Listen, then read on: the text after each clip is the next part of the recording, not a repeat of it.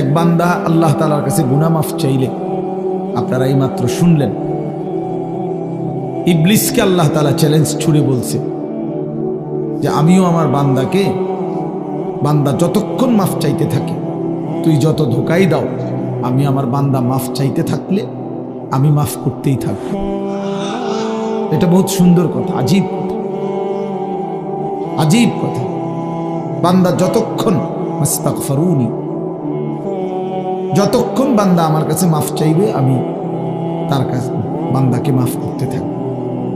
এজন্য এক মুমিনের হতাশ হওয়ার কিছু নেই, মুমিন হতাশ হওয়ার কিছু নাই।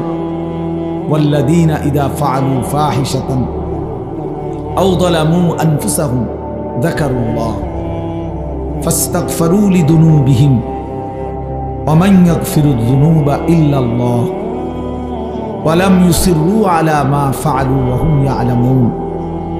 আল্লাহ তাআলা বলেন, আমার বান্দা যখন অশ্লীলতা, বেহায়াপনা, অসভ্যতা, নোংরামি, নাফরমানি, পাপ করতে করতে এমনকি নিজের উপরে একেবারে জুলুম করে ফেলছে, নেকি বলতে কিছুই নাই, গুনার সাগরে হাবুডুবু খাচ্ছে, আল্লাহ তাআলা তাকেও আশ্বাস দিছে সে যেন আমি আল্লাহকে স্মরণ করে, বান্দা যেন আমাকেই মনে করে এবং আমি আল্লাহর কাছে নিজের গুনাহের জন্য মাফ চায়, তওবা করে, আল্লাহকে যেন বলে, আল্লাহ আপনি ছাড়া আমাকে মাফ করবে কি, আর আমি জেনে বুঝে আর করব না, আমি ছেড়ে দিলাম।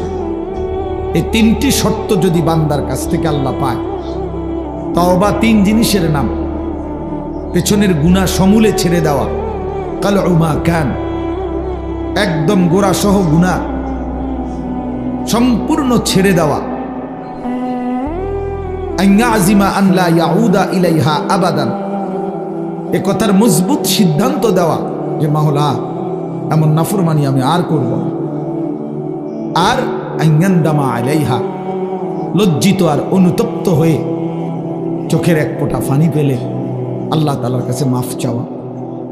বান্দা যদি এই তিন শর্ত পুরা করে, বান্দা যদি বলতে পারে দিল থেকে, আল্লাহ আমি গুনাহ ছেড়ে দিলাম, আর করব না, ওয়াদা দিলাম, আমি লজ্জিত মাওলা, আমি মাফ চাইলাম, আল্লাহর কসম, আল্লাহ বলেন উলাইকা জাযাউহুম মাগফিরাতুম মির রাব্বিহিম, আমিও ওয়াদা দিলাম বান্দা 90 বছরের গুনাহ আমি একসাথে মাফ করে দিলাম।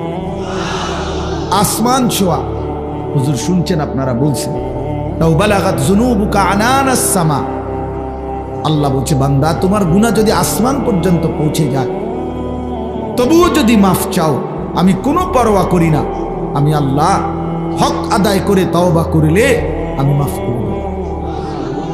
গাফারতু লাকা ওয়ালা উবালি, আমি মাফ করে দেব। ইয়া ইবনা আদম লাউ আন্নাকা আতাইতানি বিকিরাবিল আরদি খাতায়া সুম্মা ইস্তাগফারতানি লা তুশরিকু বি শাইআ লা আতাইতুকা বিকিরাবিহা মাগফিরা। আল্লাহ বলে বান্দা তুমি যদি জমিনের বালুকণা পরিমাণ গুনাহ নিয়ে আসো, এই পৃথিবীতে কি পরিমাণ বালুর কণা, 1 লাখ, 2 লাখ, 10 শতক জায়গার মধ্যে যদি ড্রেজার দিয়া বালু ভরাট করে, তো কয়টা বালু কেউ গুনে শেষ করা যাবে? তো আল্লাহ তাআলা বলেন এই জমিনের সমস্ত বালু কণা সম পরিমাণ গুনাহ নিয়েও বান্দা তুমি যদি আমার কাছে আসো, সুম্মা ইস্তাগফারতানি, অতঃপর আমি আল্লাহর কাছে তওবা করলাম, শর্ত হইল লা তুশরিকু বি শাইআ, আমার সাথে শিরিক করতে পারবা না, আমার সাথে আর কাউরে ডাকবা না, আমার সাথে কারো কাছে চাইবা না, শুধুই আমার কাছে বলবা, শুধু আমার কাছে চাইবা, চোখের পানি ফেলবা আমার কাছে, রাত গভীরে রাহাজারি করবা আমার কাছে, হাজত রাওয়া, মুশকিল কুশা, সব প্রয়োজন পূরণকারী, সব পেরেশানি দূরকারী আমাকেই মনে করবা, আমাকেই ডাকবা, আমার কাছেই বলবা, মাফ চাইবা। আল্লাহ বলেন লা আতাইতুকা বিকিরাবিহা মাগফিরা, আমি আল্লাহ ওয়াদা দিলাম সম পরিমাণ মাগফিরাত নিয়ে আমি তোমার কাছে আসব, আমি আসব। হ্যাঁ, ইন আতাইতানি লাইলান আতাইতুকা লাইলান ওয়া ইন আতাইতানি নাহারান আতাইতুকা নাহারান। আল্লাহ বলে, বান্দা তুমি রাতে যদি আসো গুনাহ নিয়ে, আমি মাগফিরাত নিয়ে আসবো রাতেই। তুমি দিনে আসলে দিনেই মাফ, রাতে আসলে মাফ, রাতেই মাফ। তুমি আসবে যখন, আমিও আসবো তখন, আমিও আসবো তখন। তুমি আইসো বান্দা, ইয়া আদম কুম ইলাইয়া আমশি ইলাইকা। আল্লাহ বলে, বান্দা তুমি আমার জন্য দাঁড়াও, আমি তোমার জন্য হাঁটবো। ওয়ামশি ইলাইয়া উহারবিলু ইলাইকা, তুমি আমার জন্য হাঁটো, আমি তোমার জন্য দৌড়বো, আমি তোমার জন্য দৌড়ব। তুমি আগাও বান্দা, তুমি 1 কদম, আমি 10 কদম। তুমি হাঁটতে হাঁটতে আসবা, আমি দৌড়তে দৌড়তে মাগফিরাত নিয়ে আসবো। আও বান্দা, লাল্লাহু আশাদ্দু ফারাহান বিতাওবাতি আবদি। আল্লাহর নবী সাল্লাল্লাহু আলাইহি সাল্লাম বলেন, আল্লাহ তাআলা সবচেয়ে বেশি খুশি হন, সবচেয়ে বেশি খুশি হয়, আশাদ্দু ফারাহান, সবচেয়ে বেশি খুশি হয়, নবী বলছেন, বিতাওবাতি আবদিহি, তার বান্দা যখন তওবা করে। হুজুর যখন বলতেছিলেন আমারও দিল ছুঁয়ে গেছে। হ্যাঁ ঠিকই, 2024 সালের একটা বছর আমারও তো হায়াত থেকে চলে গেছে। এই 1 বছরে আমি কত শত শত মাহফিলে এই তারিখ বলছি, 2024। আমার মনে হয় আল্লাহর ইচ্ছায় এই আজকের এই বিদ্যাকূট মাহফিলেই আমি শেষবারের মতো বললাম 31শে ডিসেম্বর 2024। আজকেই শেষ বললাম, কারণ একটু পরেই 12টার কাঁটা বাজলেই নতুন বছর শুরু হয়ে যাবে। আগামীকাল থেকে 2025 বলতে হবে পৃথিবীবাসী।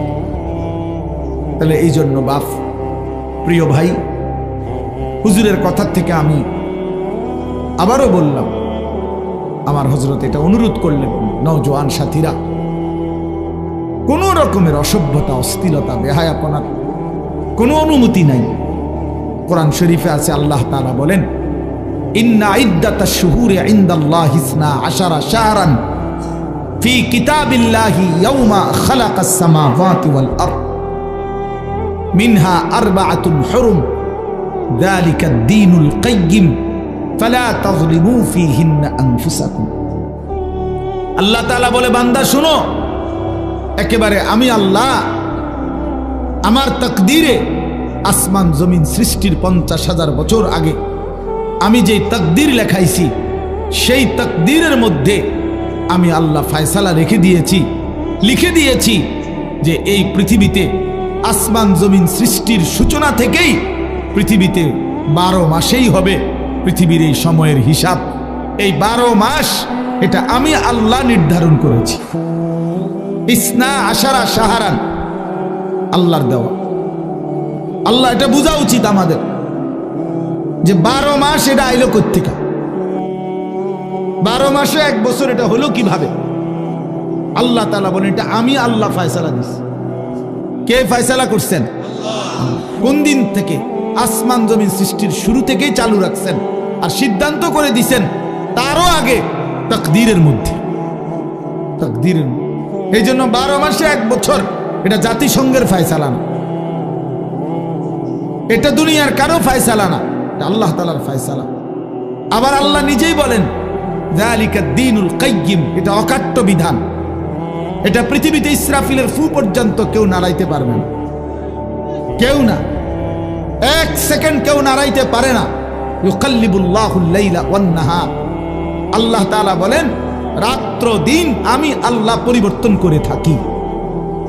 তাহলে ঘন্টা বদলায় আল্লাহ, মিনিট বদলায় আল্লাহ, সেকেন্ড বদলায় আল্লাহ। ওয়াহুয়াল্লাযী জাআলাল লাইলা ওয়ান নাহারা খিলফাতান, আল্লাহ বলেন, আল্লাহই রাত এবং দিন বানান পর্যায়ক্রমে, একবার রাত একবার দিন, একবার রাত একবার দিন। আল্লাহ বলে, এটা আমি করে থাকি। আল্লাহ বলে, এটা আমি করে থাকি। বান্দা, আজকের এই 31শে ডিসেম্বরের রাতটাকে টেনে লম্বা করে আমি যদি কিয়ামত পর্যন্ত রাত বানিয়ে রাখি, কারো ক্ষমতা নাই আমি আল্লাহকে বাদ দিয়ে আগামীকালকের ভোর এনে দিবে, নতুন আলো আনে দিবে, এমন কোনো ক্ষমতা কারো নাই। আছে কি ভাইয়া?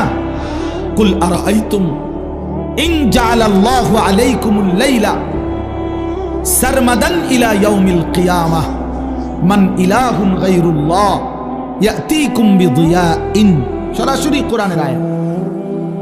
আল্লাহ বলে, বান্দা বলো না, আমি যদি আজকের রাতকে টেনে লম্বা করে সারমাদান ইলা ইয়াউমিল কিয়ামাহ, কিয়ামত দিবস পর্যন্ত দীর্ঘ করে রাখি, রাত বানিয়ে রাখি, মান ইলাহুন গায়রুল্লাহ, আমি আল্লাহকে বাদ দিয়ে কে আছে তোমার, ইয়াতিকুম বিদিয়াইন, যে আগামী কালকের আলো এনে দিবে, ভোর এনে দিবে, কে আছে কেউ?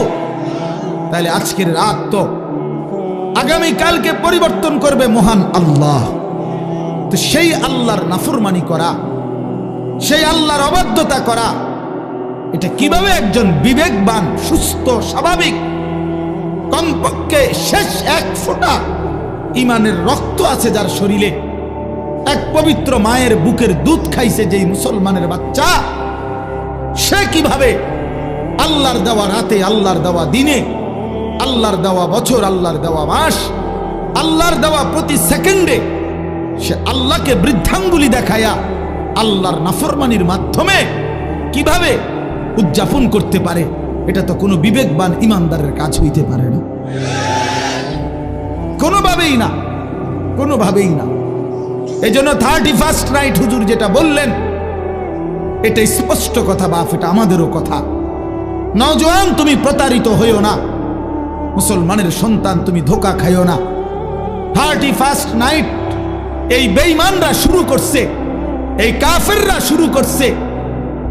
আল্লাহর কসম, তাদের তুমি নেটে প্রয়োজনে সার্চ দিয়ে দেখো। এই 31st নাইটের মূল বক্তব্য হলো, খ্রিস্টানদের কাছে দুই মুখী একটা মূর্তি আছে, যে এই মূর্তির দুইটা মুখ, সামনে একটা মুখ, পিছনেরটাও একটা মুখ, এই দুই মুখী, দ্বিমুখী একটা মূর্তি। 31শে ডিসেম্বরের শেষ মিনিটে তারা ওই পিছনের মূর্তির মুখের পিছন দিকে দাঁড়াইয়া বলে, হে মহান দেবতা, বিগত 1 বছরের অপরাধ আমরা অনুতপ্ত মার্জনা করো। আর ঘুরে আইসা আবার পরের মিনিটে, নতুন বছরের প্রথম মিনিটে এই সামনের মুখের কাছে আইসা বলে, আগামী 1 বছর হে মহান দেবতা ভালোভাবে রাখো। এই আল্লাহর কসম, এইটা এই দুইমুখী একটি দেবতার কাছে প্রার্থনা করা, এইটাই হলো 31st নাইট। এইটা এরপরে এইটার মধ্যে অসভ্যতার বাকি রং দিছে। এই গান, বাদ্য, নাচ, গান, জিনা, ব্যভিচার, হোটেল, রেস্তোরাঁ, মদের বার, নারী পুরুষের অবাধ মেলামেশা, উলঙ্গপনা, অসভ্যপনা, এগুলো কোনো কুকুর বিড়াল করতে পারে, কোনো জানোয়ার করতে পারে, কোনো ইমানদারের সন্তান করতে পারে না, কোনো মুসলমানের বাচ্চা এটা করতে পারে না, কোনো ইমানদারের সন্তান এটা করতে পারে না। এ তো বেঈমানের আখলাক, এ তো দুশ্চরিত্র, লম্পট। জিনাখোর কখনো পবিত্র হয় না।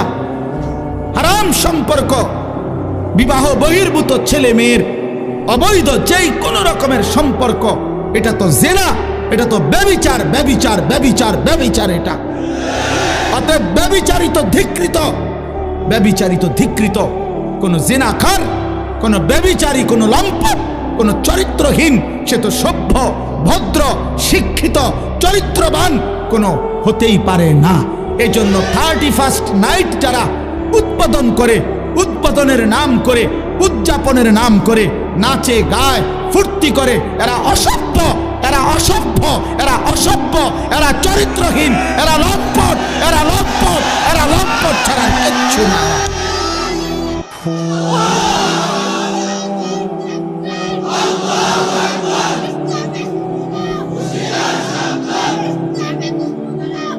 অতএব আমি অনুরোধ করি যুবক, আমার সাফ কথা, আজকে এই বিদ্যাকুটের 10 দিন ব্যাপী ঐতিহাসিক এই তাফসিরুল কোরআন মাহফিল থেকে আমার সমস্ত বুড়া বাপ যারা আছেন, আপনারা বসা থাকবেন, আপনারা বসেন। ওলামায়ে কেরাম যারা বসা আছেন, আপনারাও বসা থাকেন।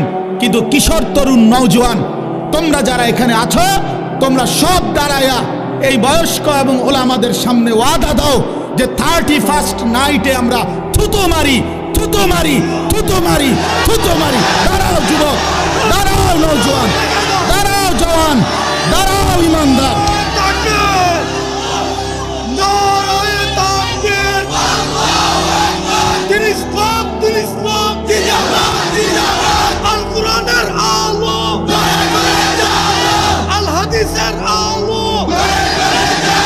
বলেন যে 31st নাইটে থুতু মারি, থুতু মারি, বলো থুতু মারি, থুতু মারি।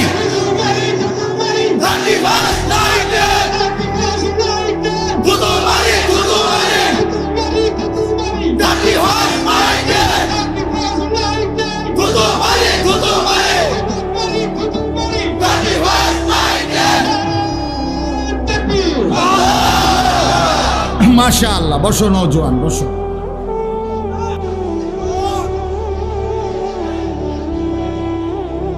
ইনশাআল্লাহ আগামীর নওজোয়ান তোমরা, আগামীর ইসলাম তোমাদের হাতে ইনশাআল্লাহ, আগামীর কালেমার পতাকা উড়বে তোমাদের হাতে ইনশাআল্লাহ।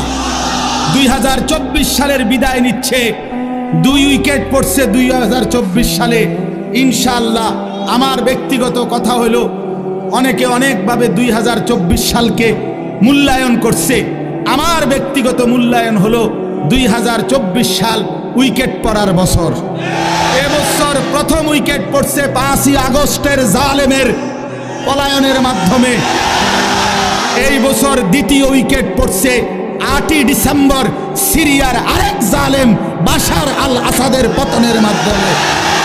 অতএব 5ই আগস্টে 1 উইকেট পড়ছে, 8ই ডিসেম্বর আরেক উইকেট পড়ছে। এই জন্য এবছর বোলিং ভালো হয়েছে, কড়া বোলিং হয়েছে। 24 সাল উইকেট পড়ছে ভালো, ইনশাআল্লাহ আগামীতে আরো উইকেট পড়বে। আগামীর উইকেট ইসরায়েলের ওই কুত্তা প্রধানমন্ত্রী নেতানিয়াহুর উইকেট, ইনশাআল্লাহ ওই উইকেটটাও পড়ে যাবে ইনশাআল্লাহ। ফিলিস্তিনের বিজয় হবে ইনশাআল্লাহ, কালেমার বিজয় হবে ইনশাআল্লাহ। এত রক্ত, এত শাহাদাত, এত খুন, মুমিনের এত রক্তের বিনিময় মহান আল্লাহ দেবে। আল্লাহ আছে, এখনো আছে। যে মালিক 5ই আগস্টের জালেমকে পলায়ন করতে বাধ্য করেছে, 8ই ডিসেম্বরের জালেমকে পলায়ন করতে বাধ্য করেছে, সেই মালিক ইসরায়েলের কুত্তাকেও পলায়ন করতে দেবে ইনশাআল্লাহ। গুজরাটের কসাই ইমানদার মুসলমানকে ইন্ডিয়ার জমিনে গুজরাটে হত্যাকারী যেই জালেম, সেই নরেন্দ্র মোদীর উইকেটটাও পড়ে যাবে ইনশাআল্লাহ। ইনশাআল্লাহ মনে রাখো, অচিরেই যুবক মনে রাখো, বাংলাদেশের গলিতে গলিতে, রাস্তার মোড়ে মোড়ে, বাজারে মার্কেটে, জেলা উপজেলা, গ্রামে গঞ্জে মাদ্রাসা গড়ে উঠছে। মুসলমানের সন্তান দলে দলে আল্লাহর কোরআন পড়তেছে, হাফেজে কোরআন হইতেছে। সমাজের দিন মজুর একেবারে খেতে খামারে কাজ করে, তারাও তাদের সন্তানকে হাফেজ বানাচ্ছে। সমাজের একেবারে উচ্চ পদস্থ ব্যক্তি যারা, তারাও তাদের সন্তানকে কোরআনের হাফেজ বানাচ্ছে। এটাই প্রমাণ করে আগামীর পৃথিবী ইসলামের পৃথিবী ইনশাআল্লাহ, আগামীর পৃথিবী কোরআনের পৃথিবী ইনশাআল্লাহ। অতএব 130 কোটি ভারতীয় বেঈমান আমাদেরকে চোখ রাঙ্গাইলে আমরা এক বিন্দুও ভয় পাই না। 130 কোটি ইন্ডিয়ার বেঈমানকে আমরা গণাত ধরি না, গণায় ধরি না। আমগরে আলু দিবে না, আটা দিবে না, পেঁয়াজ দিবে না। আলু, পাটা, আটা, পেঁয়াজ তার আব্বার। মোদি তোর আব্বার এগুলো বলে। মাশাআল্লাহ, মাশাআল্লাহ। অতএব এটা কারো বাপের না, তাদের আলু, আটা, পেঁয়াজ এগুলো মোদির বাপের বলে, ভারতের আব্বার এগুলো। তোদেরকে বেটা 130 কোটি বেঈমানকে যিনি প্রতিদিন চাল, ডাল, আলু, পেঁয়াজ, ভাত, মাছ খাওয়ায়, তিনি তো আমার আল্লাহ বেটা। আরে আমার আল্লাহ, আমি আজকে যারে এশার নামাজে সেজদা দিছি, তিনি তোরে খাওয়ায়। আমি আজকে যারে মাগরিবে সেজদা দিছি তিনি তোরে খাওয়ায়, আমি আজকে যারে আসরের নামাজে সেজদা দিছি তিনি তোদেরকে খাওয়ায়, আমি যারে জোহরে সেজদা দিছি তিনি তোদেরকে খাওয়ায়, আমি ফজরে যারে সেজদা দিছি তিনি তোদেরকে খাওয়ায়। বেঈমান, আমার আল্লাহ তোরে খাওয়ায়, তুই আমারে ধমক দেস কেন? কথা বলেন না কেন? ওরা আঙ্গ ইমানদারকে ধমক দেয়, মন্ডাসে এখন গিয়ে কই নাই বেড়া পাগলামি করো। হ্যাঁ, মাটি ছোট হইতে পারে, মাতৃভূমি ছোট হইতে পারে, 56,000 বর্গ মাইলের লাল সবুজের ওই পতাকার মাঝখানের যে লাল, এটা রং না, এটা শহীদের খুন। অতএব রক্তের বিনিময়ে আজাদি, খুনের বিনিময়ে স্বাধীনতা। কি তামাশা! এদেশ, এই জাতি, এই মাতৃভূমির সন্তানরা যে রক্ত দিতে জানে, এটা তো আমাদের মানচিত্রেই আছে, আছে না? আমাদের এই লাল সবুজের পতাকার লাল, এটা তো শহীদের খুন। অতএব কোনো পরোয়া করার কিছু, ইনশাআল্লাহ যুবক মনে রাখো। আরে আনিস কোনোদিন হয়তো থাকবে না, মাওলানা মিজান থাকবে না, ওলামায়ে কেরাম আমরা হয়তো থাকবো না, কিন্তু আগামীর পৃথিবী দেখবে ইনশাআল্লাহ দিল্লির লাল কেল্লাতে কালেমার পতাকা উড়বে ইনশাআল্লাহ। ইনশাআল্লাহ মনে রাখো, ইনশাআল্লাহ কোনো অসুবিধা নেই। আমরা শহীদ হইলে কোনো সমস্যা নাই। বাংলাদেশে কোনো ষড়যন্ত্র বাস্তবায়ন হবে না। ইসকনের গুন্ডা সন্ত্রাসীদের ষড়যন্ত্র বাংলাদেশে বাস্তবায়ন হবে না। সাদের গুন্ডা, সাদের সন্ত্রাসী এই বাহিনীর দ্বারাও এদেশে দাওয়াত তাবলীগের মধ্যে যারা, যেই গুন্ডারা ঢুকছে, যেই গুন্ডারা সাদের নাম ধরে, ওই ভণ্ড প্রতারক মুনাফিক, তার গুন্ডা সন্ত্রাসীরাও এদেশে টিকবে না ইনশাআল্লাহ। দিল্লির সাদ জানে না এটা বাংলাদেশ, এটা বাংলাদেশ, এটা দিল্লি না, সে জানে না এটা। অতএব এদেশের লক্ষ লক্ষ ওলামায়ে কেরাম, তাওহীদি জনতা, ইমানদারের কলিজায় খুন দিয়েছে। টঙ্গীর বিশ্ব ইজতেমার পবিত্র জমিনকে রক্তে ভাসাইছে যারা, ওরা গুন্ডা, ওরা সন্ত্রাসী, সাদ ভণ্ড। বলো সাদ ভণ্ড, সাদ ভণ্ড, সাদ ভণ্ড। অতএব সাদের কোনো কার্যক্রম, তার অনুসারীদের কোনো কার্যক্রম বাংলাদেশে হতে দেওয়া হবে না। এদেশ শাহজালালের, শাহপরানের, এদেশ উলামায়ে কেরামের, এদেশ হাটহাজারীর আল্লামা শাহ আহমদ শফি রহমতুল্লাহ আলাইহির নাফরমান এখন হেফাজতে ইসলাম চিনে না, আল্লামা মামুনুল হক চিনে না, আমাদের উলামায়ে কেরামকে চিনে না।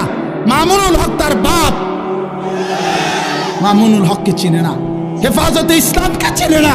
আরে বেটা বেঈমান, এখনো 2013 সালের 5ই মের রক্তের গ্রান শাপলা চত্বরে গিয়া নাক লাগাও, রক্তের গ্রান পাইবা। ওলামায়ে কেরামের পবিত্র তাজা খুনের রক্তের গ্রান লাগবে। এখনো রক্ত শুকায় নাই শাপলা চত্বরে। ওরা মুসলিম লেবাসধারী। আরে কোনো কাফেরে মারলে মুসলমান মেনে নিতাম, যে নেতানিয়াহু মারছে, মুদিয়ে মারছে, ট্রাম্পে মারছে, মনটারে বুঝাইতাম। মুসলিম পরিচয়ধারী সারা দিন মিয়া, সারাটা দিন ইজতেমার মাঠে কাজ করছে যেই মানুষগুলো, এই লক্ষ লক্ষ সারা পৃথিবীর ইমানদারদের জন্য মাঠ তৈরি করে 5 ওয়াক্ত নামাজ পড়ে রাত্রি গভীরে যে মানুষগুলো একটু ঘুমাইছে, ঘুমন্ত ইমানদার মুসলমানকে মুসলিম পরিচয়ধারী কোনো ব্যক্তি কিভাবে হত্যা করতে,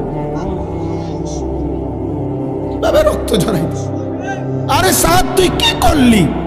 ওয়াসিফ তুই কি করলি? করলি কি করলি? তুই ইমানদারের রক্ত ঝরাইলি কেমনে? মুসলমানের রক্ত ঝরাইলা কেমনে? যে হাফেজ সাহেব তালেবে ইলমদেরকে আল্লাহর কোরআন পড়ায়, ওই হাফেজ সাহেব তো কোরআনের পৃষ্ঠা উল্টায় আঙ্গুল দিয়া, এমন পবিত্র হাফেজ সাহেবের আঙ্গুল কাইটা ফেলে দিছে। এই জন্য আপনারাও সতর্ক থাকবেন, এই ভণ্ড সাদের কোনো অনুসারী যেন নবীনগরের জমিনে না থাকে। সাবধান মুসলমান, কোন ষড়যন্ত্রকারী বাংলাদেশে তার ষড়যন্ত্র বাস্তবায়ন করতে পারবে না ইনশাআল্লাহ। আল্লাহ তাআলা আমাদেরকে তৌফিক দান করেন। এই যে যুবকদের এই আশা, ইনশাআল্লাহ আপনাদের এই ব্যাপক উপস্থিতি প্রমাণ করে আল্লাহর কোরআনের জন্য এই জাতি প্রস্তুত আছে ইনশাআল্লাহ। দ্বীনের জন্য প্রস্তুত আছে ইনশাআল্লাহ। আল্লাহ তাআলা উলামায়ে কেরামের আহ্বানে আল্লাহর দ্বীনের জন্য আপনারা লড়বেন তো ইনশাআল্লাহ? হাত তুলে বলেন ইনশাআল্লাহ। লড়বেন তো ইনশাআল্লাহ? উলামায়ে কেরামের তত্ত্বাবধানে থাকবেন তো ইনশাআল্লাহ? আল্লাহ তৌফিক দান করেন, আল্লাহ কবুল করেন। দাওয়াতের কাজ উলামায়ে কেরামের তত্ত্বাবধানে চলবে, তাবলীগের কাজ, তালিমের কাজ, তাজকিয়ার কাজ, জিহাদের কাজ, ইসলামের কাজ, দ্বীনের কাজ উলামায়ে কেরামকে বাদ দিয়ে করা যাবে না। করলে হুঁচট খাবেন, করলে পিছলা খাবেন, করলে ক্ষতিগ্রস্ত হবেন, করলে দুশ্মনের খপ্পরে পড়ে আখিরাত বরবাদ করবেন। যেন অনুরোধ করলাম, অনুরোধ করলাম, অনুরোধ করলাম আল্লাহ তাআলা আমাদেরকে সচ্চা ঈমান দান করেন, আমাদেরকে ঈমানের মজবুতি দান করেন। ভাই বললেন মাশাআল্লাহ, আমার হুজুর বলছেন এতক্ষণ তওবার কথা, ফিরে আসার কথা। তো এক যুবক, এক ভাই যোগাযোগ করছে, সে তার জিন্দেগি পাল্টাইতে চায়। আমি তো হুজুর আলহামদুলিল্লাহ প্রতিনিয়ত অসংখ্য যুবকের চিঠি আমার কাছে আসে, চিঠি দেয়, কাগজে লিখে, মোবাইলে মেসেজ পাঠায়, আমার ঘনিষ্ঠ সাথীদের কাছে জানায়। আলহামদুলিল্লাহ প্রতিদিন প্রতিদিন বিশ্বাস করেন বাংলাদেশের যুবক ছেলেরা আল্লাহর দিকে ফিরতেছে, গুনাহ ছেড়ে দিচ্ছে ইনশাআল্লাহ। গুনায় মজা নাই, নারীর ছবি দেখতে দেখতে আর সুখ নাই, উলঙ্গ দৃশ্য দেখতে দেখতে আর সুখ নাই। অসংখ্য যুবকের চেহারা, সুরত, শরীর, যৌবন, শারীরিক ক্ষমতা, যৌবনের ক্ষমতা সব নষ্ট করে ফেলছে, সব চরিত্রহীন হইয়া বরবাদ করে দিছে। আজ দুদু অন্ধকার ছাড়া, মরিচিকা ছাড়া আর কিছুই দেখে না। এজন্য যুবক ছেলে তোমাদেরকে বলি, ভাই নষ্ট হইও না, নষ্ট হইও না। 7 জন যুবক হিম্মত করে দাঁড়াইছিল, আসহাবে কাহাফের 7 জন যুবক। আল্লাহ তাআলা তাদের ঈমান, পুরা দেশ কাফের, আর এই 7টা যুবক প্রথম ঈমানদার হয়ে দাঁড়াইছিল।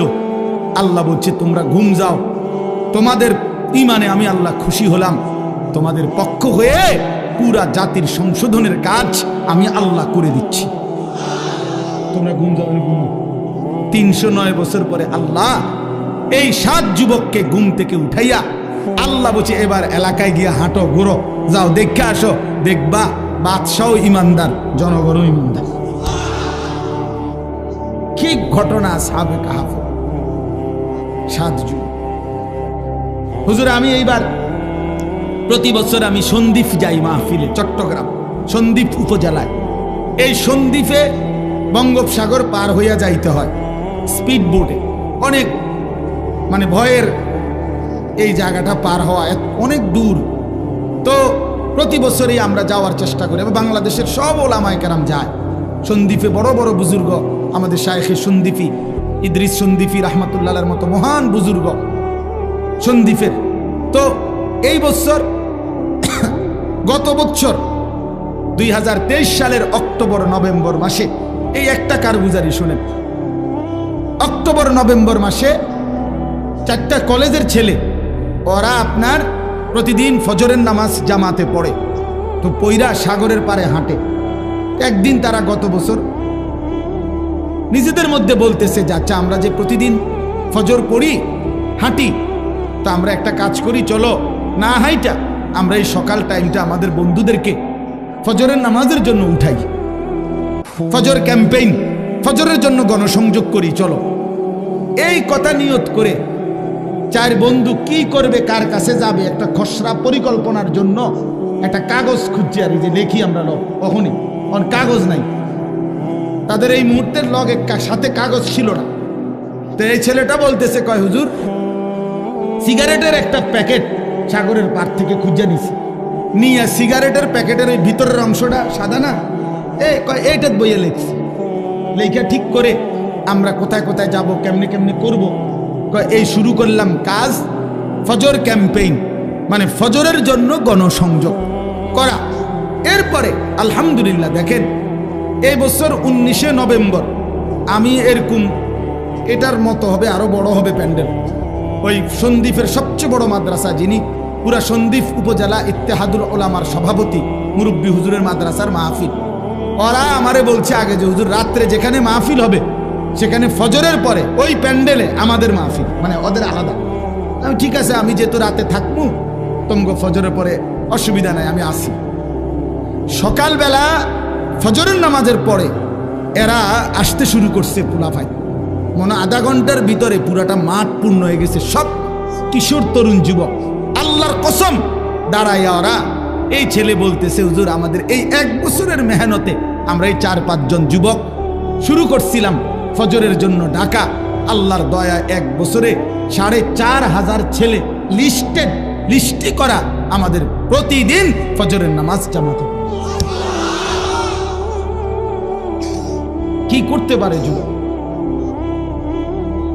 যুবক চাইলেই সমাজের প্রত্যেকের হাতে হাতে মদের বোতলও তুলে দিতে পারে। যুবক চাইলে প্রত্যেকের হাতে হাতে নামাজের মুসল্লাও তুলে দিতে পারে।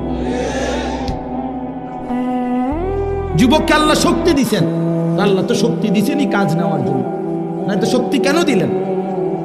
আল্লাহ তাআলা যৌবন কালকে বলছেন কুওয়াত, শক্তি। আল্লাহুল্লাযী খালাকাকুম মিন দুফিন, আল্লাহ বলছে তোমাদেরকে আমি সৃষ্টি করেছি দুফ, দুর্বল অবস্থায়, তার মানে শিশুকাল। সুম্মা জাআলা মিন বাদি দুফিন কুওয়াতান, অতঃপর সেই দুর্বলতার পরে আমি তোমাদেরকে দিলাম শক্তি, মানে যৌবন। সুম্মা জাআলা মিন বাদি কুওয়াতিন দুফান ওয়া শাইবা, পুনরায় আবার সেই শক্তির থেকে আবার ফিরিয়ে দিলাম দুর্বলতা এবং বার্ধক্য। তাহলে বোঝা গেল শিশুকালও দুর্বল, বৃদ্ধকালও দুর্বল, তাহলে শক্তি কখন? আল্লাহ কোরআনে বলছে। এই জন্য অনেক নওজোয়ান, আমি তোমাদের জন্য দিল থেকে দোয়া করি বন্ধু, রাত এই গভীরে আমরা প্রত্যেকেই এই 10 দিন ব্যাপী ঐতিহাসিক এই তাফসিরুল কোরআন মাহফিলে তোমরা নিজেকে পরিবর্তনের সিদ্ধান্ত নাও। ঠকবা না ইনশাআল্লাহ। আল্লাহকে সেজদা দিয়ে কেউ ঠকে না, প্রিয় নবী সাল্লাল্লাহু আলাইহি সাল্লামকে অনুসরণ করে কেউ ঠকে না। আল্লাহ তাকে দামি বানায় দুনিয়াতেও আখিরাতেও। আখিরাতেও কোনো পাপী, কোনো চরিত্রহীন, কোনো লম্পট, কোনো দুশ্চরিত্র বন্ধু সে মানুষের কাছে ঘৃণিত হয়, ঘৃণিত হয়। তোমরা যারা 5 ওয়াক্ত নামাজ পড়ো না, তোমরা লজ্জিত ঘৃণিতই হবা ভাইয়া। আল্লাহ তাআলা আমাদের সন্তানদেরকে বুঝার তৌফিক দান করেন। আমি শুধু আয়াত পড়ছি, অল্প একটু বলি, তাইলেই আমার কথা শেষ। এই কোরআনুল কারীমের এই সূরার তরজমাটুকু বলি। 30 নম্বর পারা একটা ছোট্ট সূরা আমি পড়ছিলাম, 94 নম্বর সূরা। এটা আমার বলার উদ্দেশ্য আছে, এই পড়ার উদ্দেশ্যটা হইল এটার মধ্যে আমাদের প্রিয় নবী সাল্লাল্লাহু আলাইহি সাল্লামকে সরাসরি আল্লাহ তাআলা সম্বোধন করে নবীজি সাল্লাল্লাহু আলাইহি সাল্লামকে কিছু কথা বলেছেন এবং নবীজির মর্যাদা, সান্ত্বনা, ইজ্জত, আজমত আল্লাহ তাআলা তুলে ধরেছেন। এখানের মূল বিষয়টা হইল প্রিয় নবী সাল্লাল্লাহু আলাইহি সাল্লাম 40 বছর বয়সে তিনি যখন ইসলাম প্রচারের দায়িত্ব পেলেন, আল্লাহ বললেন মানুষকে আল্লাহর দিকে ফিরাবার, তখন একটা মিনিট শুধু চিন্তা করেন যে নবীজি সাল্লাল্লাহু আলাইহি সাল্লাম একটা মিনিট ভাবেন, শুধু 40 বছর বয়সে আল্লাহ পাক যখন ওনাকে দায়িত্ব দিলেন তখন তিনি কোন সমাজে দাঁড়াইলেন। 1 নম্বর কথা হলো আল্লাহ তাআলা তাকে যেই জিম্মাদারি দিলেন, এই দায়িত্ব পালনের জন্য এই মুহূর্তে তার সাথে একজন সহযোগিতাকারী কেউ নাই। প্রথম দিন কল্পনা করেন যে কেউ নাই, উনি একাই। আচ্ছা, 2 নাম্বার, সমাজের ডান দিক থেকে বাম দিকে, উত্তর দিক থেকে পূর্ব, দক্ষিণ দিকে, পূর্ব থেকে পশ্চিম দিকে, অর্থাৎ এই সমাজের নবীর সমাজটা একটা জায়গায় তাকাইলে কোথাও কোনো আলো নাই, কোথাও কি নাই, মানে এই আলো না। ইনসানিয়াত, মনুষ্যত্ব বলতে, মানবতা বলতে কিচ্ছু নেই। আল্লাহ চেনে না, আখিরাত চেনে না, ইবাদত বুঝে না, মৃত্যু কি জানে না, কবর কি বুঝে না, আখিরাত বলতে কিছুই জানে না।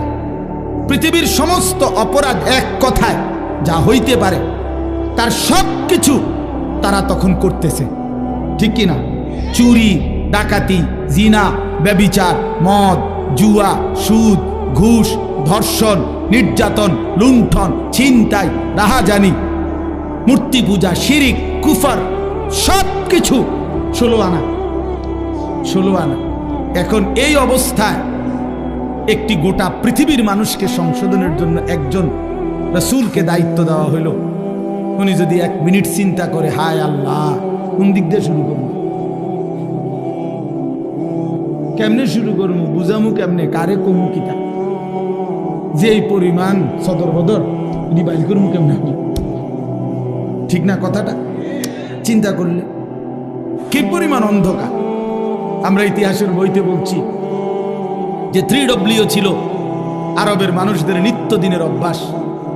3টা W, ইংরেজি W আর কি, একটা অক্ষর আছে না ইংরেজিতে, একটা হলো ওয়ার মানে যুদ্ধ মারামারি, 2 ওমেন নারী, 3 ওয়াইন মানে মদ। যুদ্ধ, নারী, মদ, এই 3 জিনিস ছিল তাদের নিত্যদিনের কাজ। মারামারি, হানাহানি, মদের আড্ডা, জুয়ার আড্ডা, নারীর আড্ডা, এই ছিল জীবন।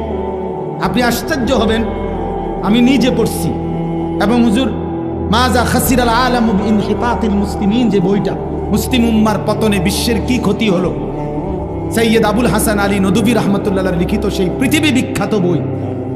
ওলামায়ে কেরামের অক্ষরে অক্ষরে বর্তমান যুগ চাহিদা অনুপাতে আমি নওজোয়ান আলেম যারা আছেন আপনাদেরকে অনুরোধ করলাম এই বইটা পড়েন, একেবারে লাইনে লাইনে পড়েন। আল্লামা আবু তাহের মিসবাহ দামাত বারাকাতুম আদিব সাহেব হুজুর অনুবাদ করছে, এটা পড়েন, ফায়দা হবে। 1450 বছরের ইতিহাস বুঝবেন। তো ওইখানে আছে যে এই জাহিলি সমাজে একটি মতবাদ ছিল, একজন ধর্মগুরু ঘোষণা দিছিল তখনকার সময়ে নবীজির আগমনের পূর্বে 3 জিনিসে কারো কোনো একক মালিকানা নাই, সবার সমান মালিকানা। 3টা জিনিসের মধ্যে, 1 আগুন, আগুন সবার মালিকানা, 2 পানি, 3 নারী। নাউযুবিল্লাহ, কথা বুঝেন নাই? আগুন, পানি, নারী, কারো একক অধিকার নাই। নারী যেখানেই থাকুক, যার কার এটা কোনো কথা নাই, যার যেখানে ইচ্ছা উপভোগ করবে, তার কোনো ব্যক্তি স্বাধীনতা, ব্যক্তি পরিচয় বলতে কিছু নেই। এত জঘন্য ছিল সমাজ, এত নিকৃষ্ট ছিল সমাজ। সেই সমাজটাকে পরিবর্তন করার জন্য আল্লাহ তাআলা নবী সাল্লাল্লাহু আলাইহি সাল্লামকে বলছেন। আপনি চিন্তা করে দেখেন কত বড় ভারী দায়িত্ব। আমার যদি বলে যে এই বাংলাদেশের অথবা আমার ইউনিয়নের সবডি মদখোর, ফুট্টাখোর, বাবাখোর, ডাইলখোর, ইয়াবাখোর, এগুলারে ঠিক করা, তো আমার জান শেষ। এরপরে তো সুদখোর, ঘুষখোর রয়েছে আলাদাই, বাকি সিটার বাটফার তো আলাদাই আছে। শুধু বাবাখোর ঠিক করতে গেলে তো আমি দাদা করে আমার হায়াত শেষ হয়ে যাবে। তাইলে রাসূলুল্লাহ কথাটা খেয়ে আমি একবারে বললে ফেলবো অর্থ, শুধু প্রেক্ষাপটটা বলতেছি।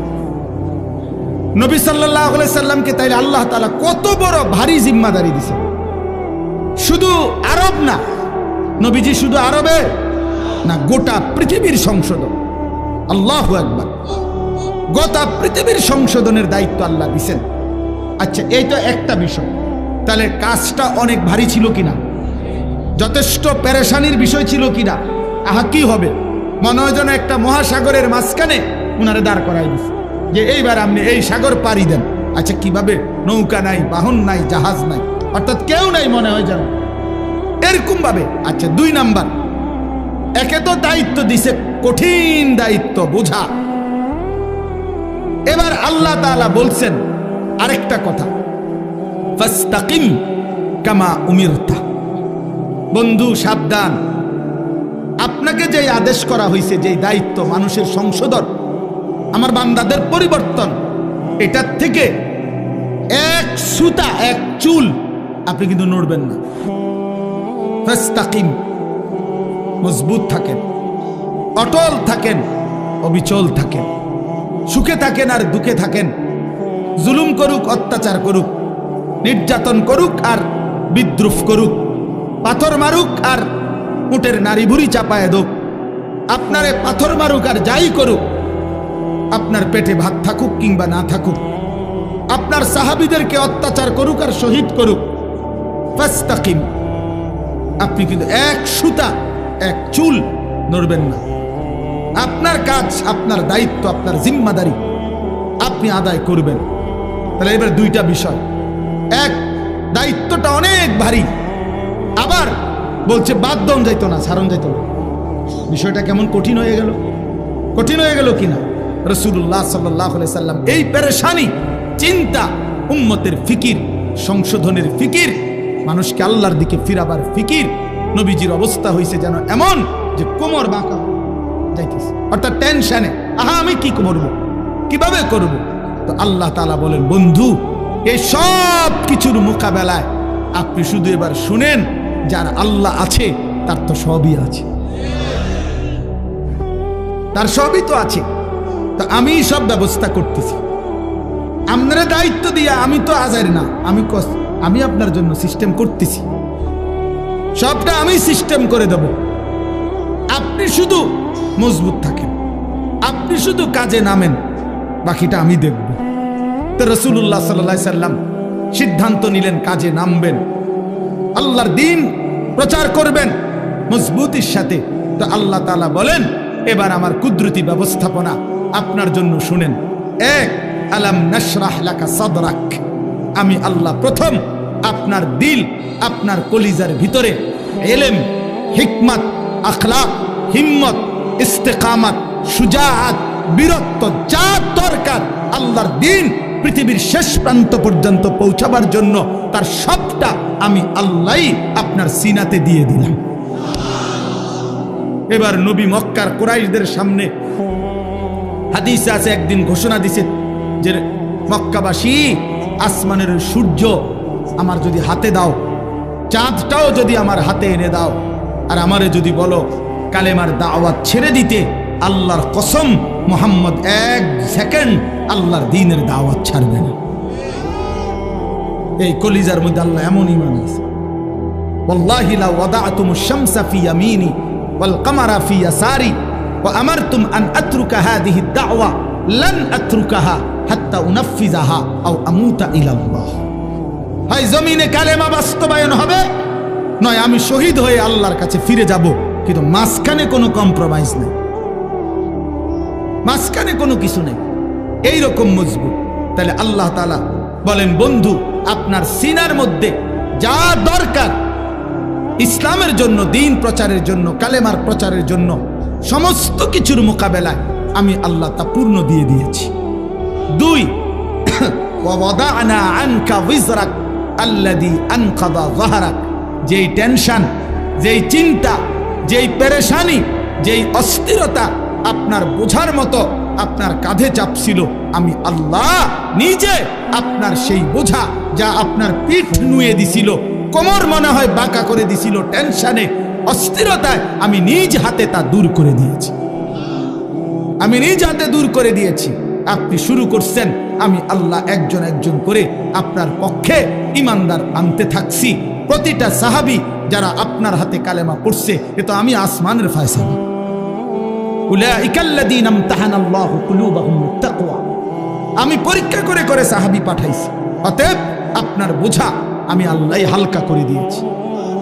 এরপরে আল্লাহ বলেন, আরো অনেক ব্যাখ্যা আছে, আমি শুধু সংক্ষেপে বললাম। এরপরে আল্লাহ বলেন, 3 নাম্বার ব্যবস্থাপনা হইল, আপনারে ওরা বিদ্রুপ করে। এই মানুষগুলো আপনারে কখনো বলে পাগল, কখনো বলে কবি শায়ের, কখনো বলে আপনি আবলাহ, নির্বোধ, আপনাকে জাদুকর বলে, বিভিন্ন কিছু জুলুম অত্যাচার করে, আপনারে বিদ্রুপ করে, আপনাকে লজ্জিত লাঞ্ছিত করে। আল্লাহ বলে, বন্ধু ঘাবড়াবেন না, ওয়ারাফা'না লাকা যিকরাক, গোটা মাখলুকাতের উপরে আমি আল্লাহ আমার পরে আপনার মর্যাদা সবকিছুর ঊর্ধ্বে তুলে দিয়েছি। বাদাস খুদা বুজুর্গ তুই কিসসায়ে মুখতাসার, আমি আল্লাহর পরে আপনার মর্যাদা সমস্ত সৃষ্টির উপরে। যেন আল্লাহ মেরাজে নিয়া আরশে আজিমের উপরে দাঁড় করাইয়া আল্লাহ যেন নবীকে বলছে, বন্ধু নিচের দিকে তাকায় দেখেন, আমার গোটা সৃষ্টি আপনার কদমের নিচে, আপনি গোটা মাখলুকাতের ঊর্ধ্বে, আমি আল্লাহর পরে, অতএব এটাই আপনার মর্যাদা। এরপরে আল্লাহ যেন বললেন, বন্ধু ওই আজানে দেখেন আমার নামের সাথে আপনার নামও বলতেছে, ওই একামতে শুনেন আমার নামের সাথে আপনার নামও বলতেছে। ওই নামাজে শুনেন, ওই দেখেন আমার বান্দা বসে বসে আত্তাহিয়াতু পড়ছে, একটু পরেই খেয়াল করবেন আল্লাহুম্মা সাল্লি আলা মুহাম্মদ, আপনার নামও নিতেছে। ও কবরের দিকে তাকায় দেখেন মুনকার নাকির প্রশ্ন করতেছে আমার বান্দাকে, আমার নামও নিছে, আপনার কথাও জিজ্ঞাসা। দেখেন দেখেন দেখেন আপনার কথাও জিজ্ঞাসা করছে। হাসরের ময়দানেও শুনবেন আপনার নাম, জান্নাতেও শুনবেন আপনার নাম। ইদা দুকিরতু যুকিরতা মাই, আমি আলোচিত হলে আপনিও আলোচিত হবেন। আমি আছি তো আপনি বন্ধু আছেন। আমার ইজ্জত সম্মান থাকবে তো আপনার সম্মানও থাকবে। মোহাম্মদ হামেদে হামদে খুদা বাস, খুদা মদহে আফরি মুস্তাফা বাস। আল্লাহর প্রশংসায় মোহাম্মদই যথেষ্ট, মোহাম্মদ সাল্লাল্লাহু আলাইহি সাল্লামের প্রশংসায় আল্লাহই যথেষ্ট। এরপরে আল্লাহ বলেন ফা ইন্না মাআল উসরি ইউসরা, ইন্না মাআল উসরি ইউসরা। আল্লাহ বলে বন্ধু ঘাবড়াবেন না। আমি জানি দ্বীনের এই কাজ করতে গিয়ে, আল্লাহর দিকে মানুষকে ডাকতে গিয়ে, আমার কালেমার দাওয়াত দিতে গিয়ে প্রতি মুহূর্তে আপনি কষ্ট পাবেন, যন্ত্রণা। কষ্টের পরে আমি আল্লাহ আপনার জন্য ইউসর, শান্তি রাখছি, স্বস্তি রাখছি, নিরাপত্তা রাখছি। ঘাবড়াবেন না। দেখবেন বন্ধু 10 বছরে 20 বছরে মুসলমান হইছে যে কয়জন, দেখবেন মক্কা বিজয়ের দিন দেখবেন একদিনে মুসলমান হয়ে গেছে 20 বছরের চাইতে বেশি। তার মানে আপনি অল্প সময় মেহনত চালায়া যান, একটা সময় দেখবেন আপনার ওয়ারাআইতান নাসা ফি দীনিল্লাহি আফওয়াজা, দলে দলে কাতারে কাতারে লোকেরা আল্লাহর দ্বীনের দিকে, ঈমানের দিকে, ইসলামের দিকে আসতেছে। সর্বশেষ কথা হলো আল্লাহ তাআলা বলেন ফাইদা ফারাগতা ফানসাব ওয়া ইলা রাব্বিকা ফারগাব। আমি আগেই বলছি, অনেক ব্যাখ্যা আছে, কিন্তু মূল বক্তব্য হলো এইটা। এই কথার দ্বারা শেষ। আল্লাহ বলছে বন্ধু, আল্লাহ আদর করতে বলছে, যেটা আমার হুজুরও বলতে চাইছিলেন। সারাদিন আপনি মানুষকে কালেমার দাওয়াত দিছেন, তাবলীগ করেছেন, ইমামত করেছেন, সাহাবায়ে কেরামকে তালিম দিয়েছেন, জিহাদের কাজ করেছেন, সারাদিন ব্যস্ত ছিলেন মানুষকে নিয়ে। আপনার পক্ষেও কেউ ছিল, আপনার বিরুদ্ধেও বহুজনের ষড়যন্ত্র ছিল। সারাদিনের এই পেরেশানি অস্থিরতা শেষ করে আপনি যখন রাত্রিবেলা অবসর হবেন, তো রাত গভীরে আমার কাছে আইসেন, আমার কাছে আইসেন বন্ধু। একাকী তাহাজ্জুদের সেজদায়, তাহাজ্জুদের মুসল্লায় আইসেন। আমি আপনার আদর করে হাত বুলায়া সারাদিনের ক্লান্তি মুছে দেব।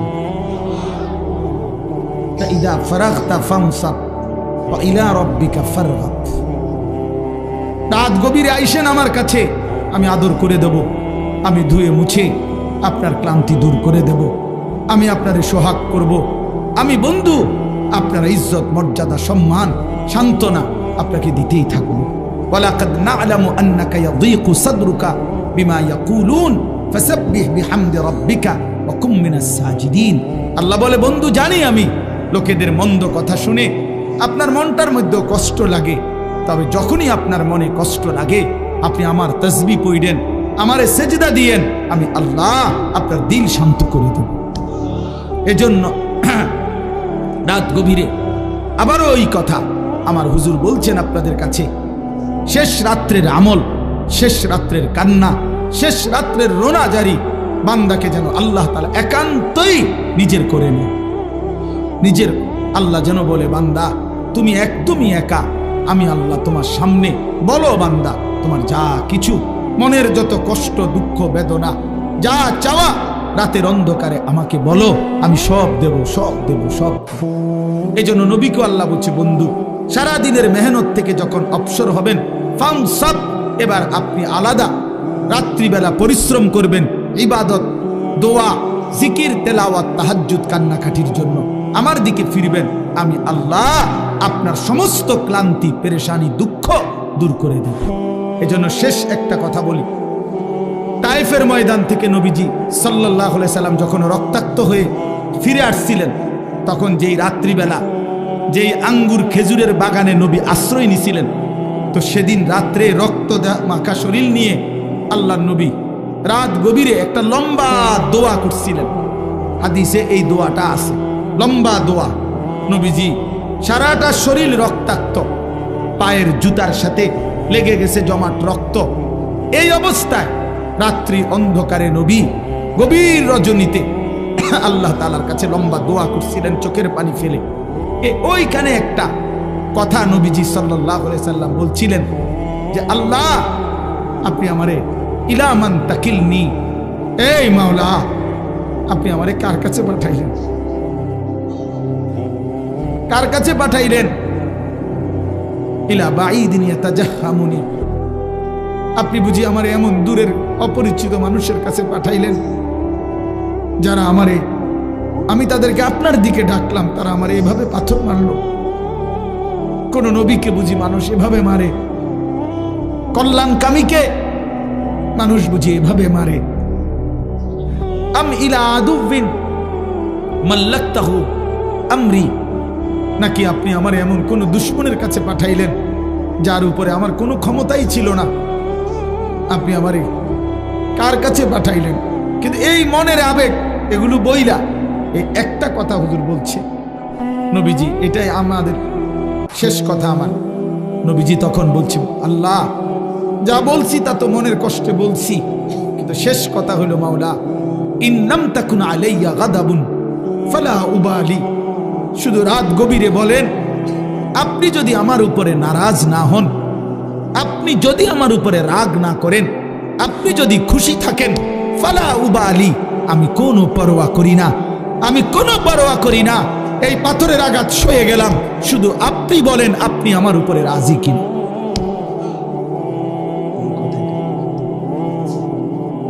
মাওলা যদি বলেন আপনি খুশি, আমার সারা দেহ রক্ত ঝরুক, কোনো অসুবিধা নেই। এজন্য সাদ তুমি ভালো করো নাই, তুমি তোমার গুন্ডা সন্ত্রাসী দিয়ে ইমানদারের রক্ত ঝরিয়েছ। এটা তুমি জানো না? রক্ত ঝরানো, শহীদের খুন ঝরা, এ তো রাসূলুল্লাহ সাল্লাল্লাহু আলাইহি সাল্লামের দেহ মোবারক থেকে ঝরেছে। যদি মুমিনের উপরে আল্লাহ রাজি হয়, উলামায়ে কেরাম আজকে নতুন করে একদিন দুই দিন না, রাসূলুল্লাহ সাল্লাল্লাহু আলাইহি সাল্লাম যে ওয়ারাসাত উত্তরাধিকার উম্মতের উলামায়ে কেরামকে দিয়ে গেছে, 1450 বছরের উম্মতের উলামায়ে কেরাম আপনাদের পাহারাদার। আপনারা শুনতে চাইলেও আমরা বলবো, আপনারা শুনতে না চাইলেও আমরা বলবো। যেখানেই অন্যায়, যেখানেই কুফর, যেখানেই শিরক, যেখানেই বিদআত, যেখানেই গোমরাহি, সেখানেই উলামায়ে কেরামের প্রতিবাদ। এটা চলতেই থাকবে, এটা চলতেই থাকবে, এটা চলতেই থাকবে, এটা চলতেই থাকবে। এই জন্য যুগ যুগ ধরে উলামায়ে কেরাম আপনাদের ঈমান আমলের পাহারাদারি করে, পাহারাদারি করে। ইমাম মুহাম্মদ রাহমাতুল্লাহ আলাইহি সারা রাত ঘুমাইতেন না, আমরা কিতাবে নিজে পড়ছি। ইমাম আবু হানিফার ছাত্র ইমাম মুহাম্মদ সারা রাত ঘুমাইতেন না, মাসআলা লিখতেন, ফতোয়া লিখতেন। তো উনারে জিগাইতো, হযরত আপনি ঘুমান না কেন? উনি বলতো, জানো এই দেশবাসী আমার মতো এক মুহাম্মদ ছোট্ট, তার উপরে ভরসা করে তারা ঘুমায়। তারা ভাবে মুহাম্মদ জেগে আছে, সে আমাদের জন্য শরীয়তের মাসআলা গবেষণা করতেছে, আমাদের যা জরুরত আমরা তা তার কাছে জিজ্ঞাসা করে নেব। এই আশায় সাধারণ জনগণ আরামসে ঘুমায়। যে মানুষ আমাদের উপরে ভরসা করে ঘুমায়, আমি কেমনে ঘুমাই তাদের এত বড় দায়িত্ব নেই।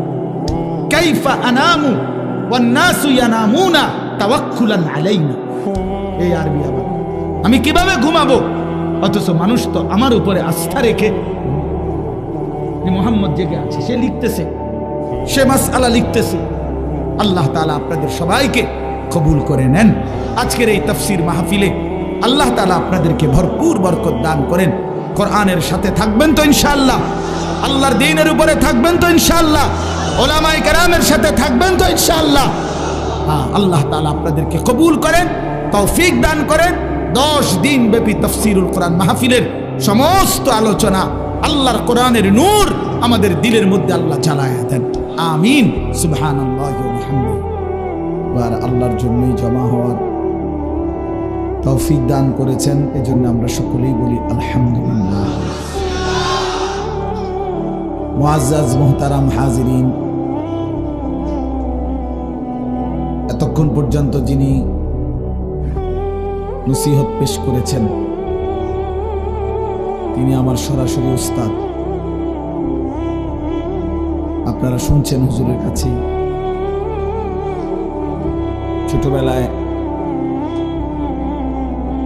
দারুল আরকাম মাদ্রাসা যখন প্রথম যে বছর শুরু হয়েছে, আমি সেই বছরেরই ছাত্র। একদম প্রথম বেস আমাদেরকে দিয়েই হুজুর মাদ্রাসা, মেড্ডা পীর বাড়ি হুজুরের পুরান বাড়ি ছিল, ওই বাড়ির পাশে একটা মসজিদ ছিল। মসজিদে আমাদেরও ওস্তাদ মৌলানা উসমান গনি সাহেব, ওনার বাড়ি হলো বেড়তলা, আমরা বেড়তলা হুজুর বলতাম। উনি ছিলেন ওই মসজিদের ইমাম। ওই মসজিদের ইমাম সাহেবের একটা ছোট কামরা হুজরা ছিল, মক্তবের মতো। ওই ঘরেই প্রথম এই দারুল আরকাম মাদ্রাসার পড়ালেখার কার্যক্রম শুরু হয়েছে। আমি ওই কামরার ছাত্র।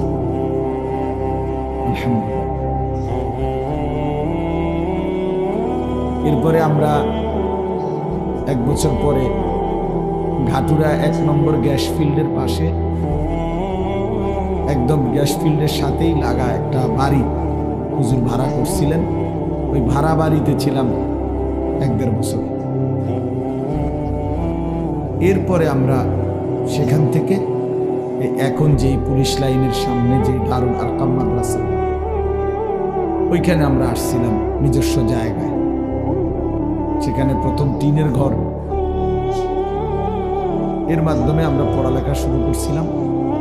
আর এখন যেই পুরান মসজিদ দারুল আরকাম, ওই মসজিদের অনেক কাজ আমরা করছিলাম নিজেরা। ছাদ ডালাইয়ের এক অংশ আমরা কাজ করছিলাম ছাত্ররা। অনেক স্মৃতি আছে জীবনের। আলহামদুলিল্লাহ, প্রিয় ওস্তাদ সেই ছোটবেলায় অনেক আদর করতেন, অনেক দোয়া করতেন। কাতার থেকে বড় বড় শায়েখ আসতো তখন দারুল আরকামে। আমরা ছোটবেলায় আরবিতে বক্তব্য দিতাম, কলম হাদিয়া দিত আমাদেরকে শায়েখরা, খুব খুশি লাগত। তো আলহামদুলিল্লাহ, সারাটা জীবন হুজুরকে সেই ছোটবেলা থেকেই দেখছি। মানুষের ফিকিরে, দেশ জাতির কল্যাণে, অন্যায়ের বিরুদ্ধে, বাতিলের বিরুদ্ধে। এই বয়সেও এই অসুস্থ দুর্বল, আপনারা জানেন হুজুর অ্যাক্সিডেন্ট করছে, চলতে ফিরতে অনেক কষ্ট হয়। এরপরেও প্রতিনিয়ত ফজরের পর থেকে শুরু করে রাত পর্যন্ত এই ব্যস্ত। কয়েকদিন আগে আমার মাদ্রাসার মাহফিলে 14 তারিখ গেছিলেন, সেখানেও আবার বলতেছে ফজরের পরে হেফাজতের বৈঠক। তো আলহামদুলিল্লাহ, এই এখনো বৈশা বলতেছেন যে আমার অনেক মানুষের, অনেক ওলামায়ে কেরামের কারো মামলা, কারো বিভিন্ন বিষয়াদি, এসব পেরেশানিতে মাওলানা আমি আরো দুর্বল হয়ে গেছি।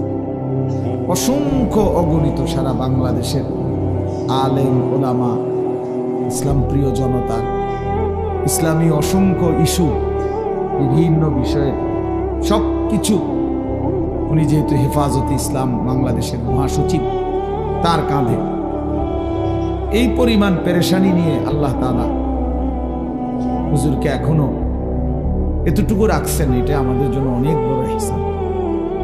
আল্লাহ তাআলা হযরতকে